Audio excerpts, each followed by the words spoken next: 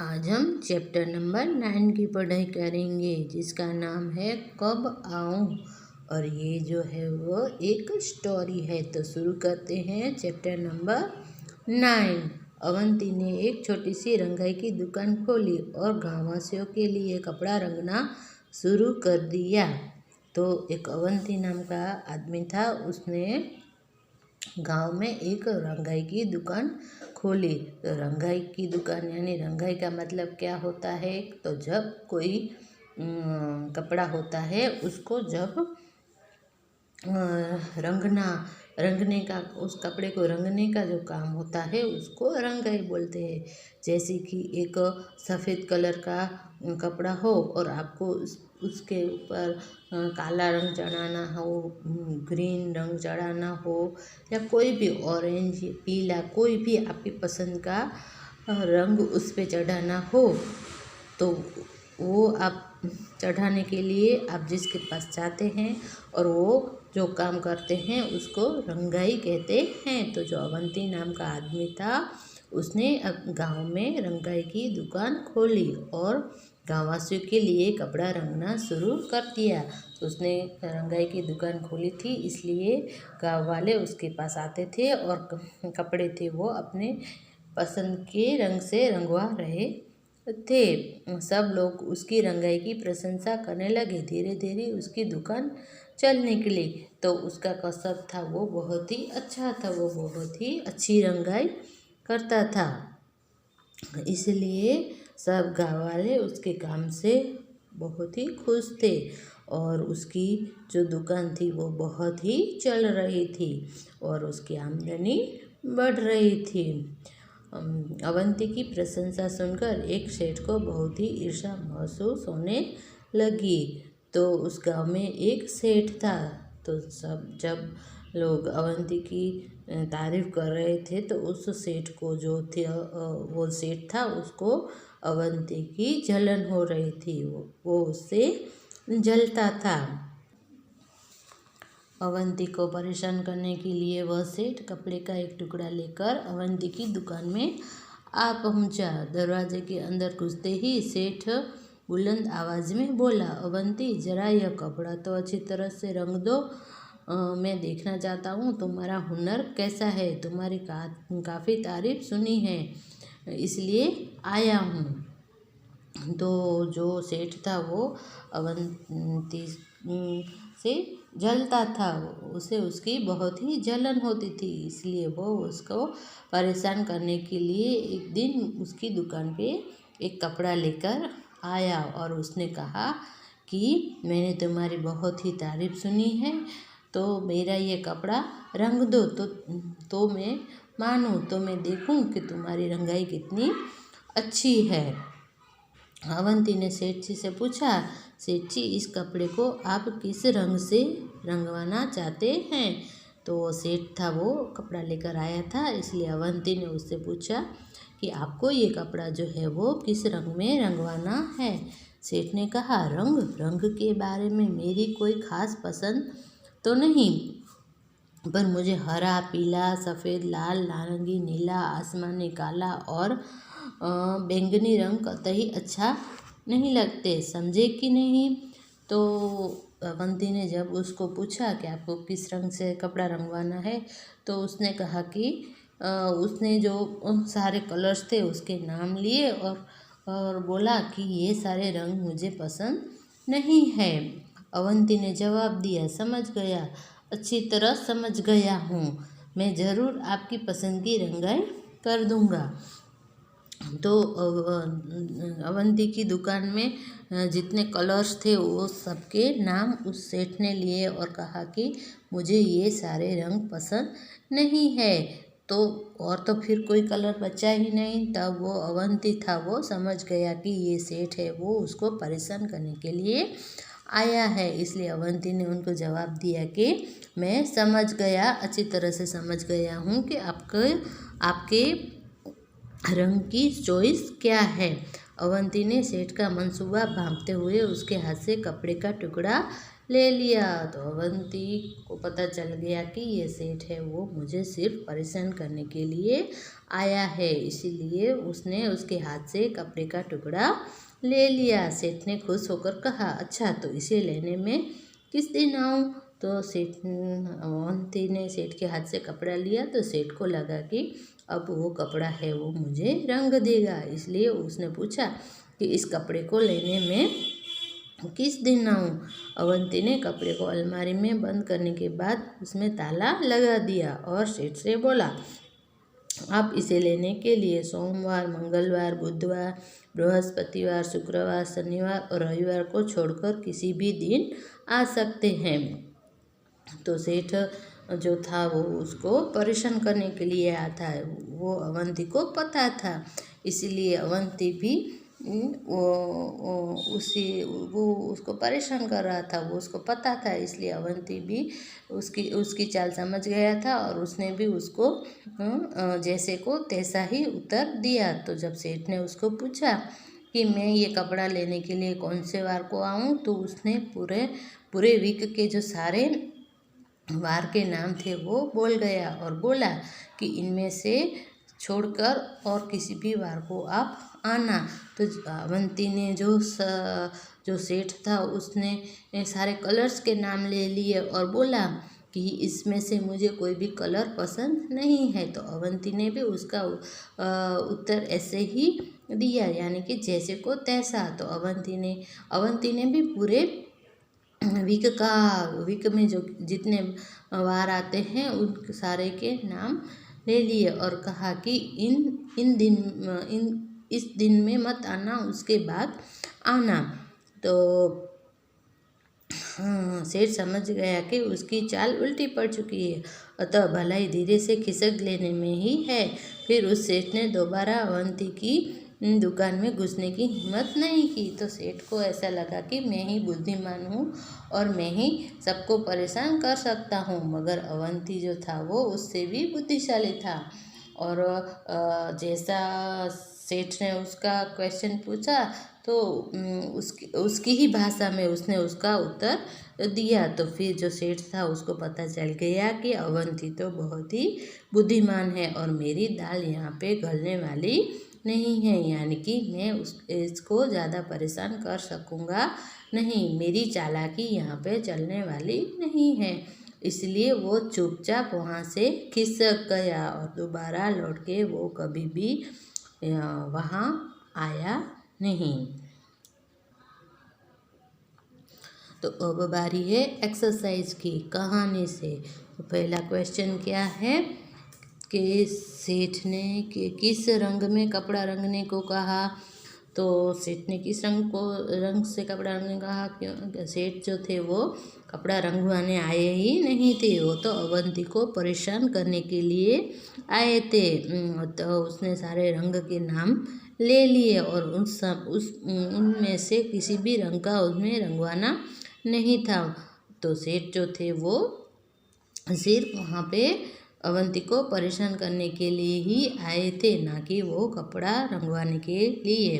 फिर दूसरा क्वेश्चन, अवंती ने कपड़ा अलमारी में बंद कर दिया, क्यों? तो क्योंकि अवंती को पता था कि ये जो सेठ है वो उसको परेशान करने के लिए आया है, इसलिए उसको सबक सिखाने के लिए उसने कपड़े को अलमारी में बंद कर दिया। सेठ कपड़ा लेने किस दिन आया होगा? तो सेठ कपड़ा लेने फिर कभी नहीं आया होगा। तो ये वाले क्वेश्चन आंसर है वो आपको आपकी नोटबुक में फिल करने हैं। फिर उसके बाद की कौन छुपा है कहाँ, नीचे के वाक्यों में कुछ हरी भरी सब्जियों के नाम छिपे हैं, ढूंढो तो जरा। तो ये जो सेंटेंस दिए गए हैं उसमें कुछ सब्जियों के नाम छिपे हैं, तो वो आपको ढूंढने हैं और उसके ऊपर सर्कल बनाना है, जैसे कि मैंने यहाँ पे बनाया है। पहला सेंटेंस है, अब भागो भी बारिश होने लगी है।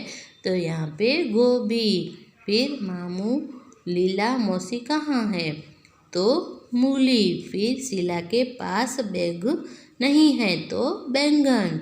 फिर रानी बोली हमसे मत बोलो, तो निबोली, और गोपाल कबूतर उड़ा दो यानी कि पालक। तो इस तरह से आपको जो है वो सब्जियों के नाम ढूंढने हैं और उसके ऊपर ऐसे सर्कल बनाने हैं। उसके बाद है सही जोड़ मिलाओ। तो यहाँ पे जो वर्ड्स दिए गए हैं वो सिमिलर अर्थ वाले हैं, यानी कि समान अर्थ वाले शब्द हैं। तो आपको ये जो है एग्जाम्पल तौर पे प्रशंसा, तो प्रशंसा का समानार्थी क्या है? तारीफ। तो इसको ऐसे उसको मिलाना है। तो यहाँ पे जो है वो ऊंची तो बुलंद, ईर्षा तो जलन, कतई तो बिल्कुल, और ज़रूर तो अवश्य। तो यहाँ पे जो है वो समान अर्थ वाले शब्द छिपे हैं।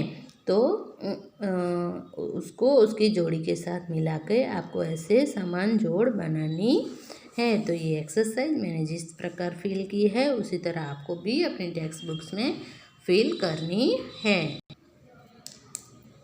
अब बारी है नेक्स्ट एक्सरसाइज की। तो मुहावरे।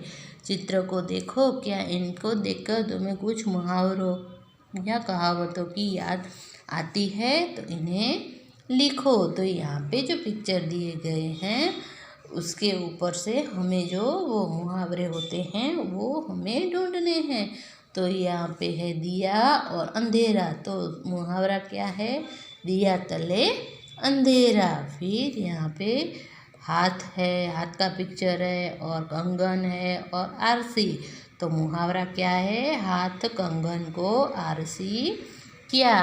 फिर यहाँ पे है हाथ है, फिर ये आस्तीन है और सांप है।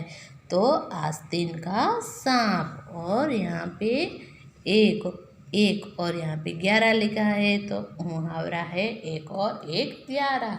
तो यहाँ पे जो पिक्चर दिए गए हैं उसके हिसाब से जो मुहावरे हैं उसको हमें इसके नीचे ऐसे लिखने हैं। उसके बाद की एक्सरसाइज है समझ तो समझदारी। रंग शब्द से रंगाई शब्द से रंगाई शब्द रंग से बना है, इसी तरह के और शब्द बनाओ। तो यहाँ पे रंग तो रंगाई, तो साफ तो सफाई, चढ़ तो चढ़ाई, और बुन तो बुनाई। फिर उसके बाद की है क्या समझे। जिन शब्दों के नीचे रेखा खींची गई है उसका मतलब बताओ। तो यहाँ पे जो सेंटेंस दिए गए हैं उस सेंटेंस में कुछ शब्द के नीचे ऐसे अंडरलाइन की गई है। तो ये अंडरलाइन किए हुए शब्द का अर्थ क्या है, यानी कि उसका समान अर्थ वाला दूसरा शब्द हमें यहाँ पे खाली जगह में लिखना है। तो फर्स्ट सेंटेंस है उसमें अंडरलाइन किया हुआ शब्द है कतई। तो इसका अर्थ है बिल्कुल। तो यहाँ पे लिखना है बिल्कुल। फिर दूसरा है मनसूबा। तो मनसूबा का समानार्थी नियत। तो यहाँ पे लिखना है नियत। फिर हुनर। तो हुनर का समान अर्थ वाला कौन सा है? कला। तो यहाँ पे लिखना है कला। फिर बुलंद। तो बुलंद का समान है तेज, ऊंचा, और आवाज़ तो स्वर। फिर ईर्षा तो जलन, और खास तो विशेष। तो इस प्रकार से यहाँ पे अंडरलाइन किए हुए शब्द है उसके समान अर्थ वाले शब्द हमको यहाँ पे लिखने हैं। तो ये एक्सरसाइज जिस तरह से मैंने फिल की है उसी तरह से आपको भी अपनी टेक्स्ट बुक्स में फिल करनी है। उसके बाद की एक्सरसाइज है कैसा लगा आफंती।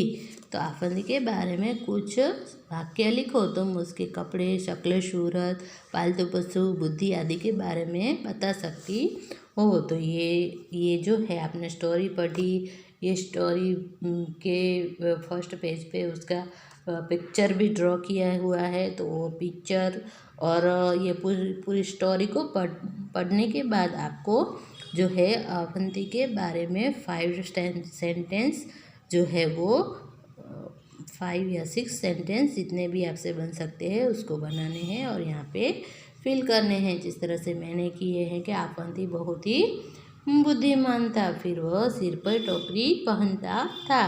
का पिक्चर देखेंगे तो उसमें आपको दिखाई देगा उसका अवंती का पिक्चर दिया है। तो उसमें उसने सिर पे टोपी पहनी थी और उसके चेहरे पर बड़ी बड़ी दाढ़ी भी थी। और पिक्चर में एक गधा भी दिखता है, तो उसने एक गधा पाल रखा था।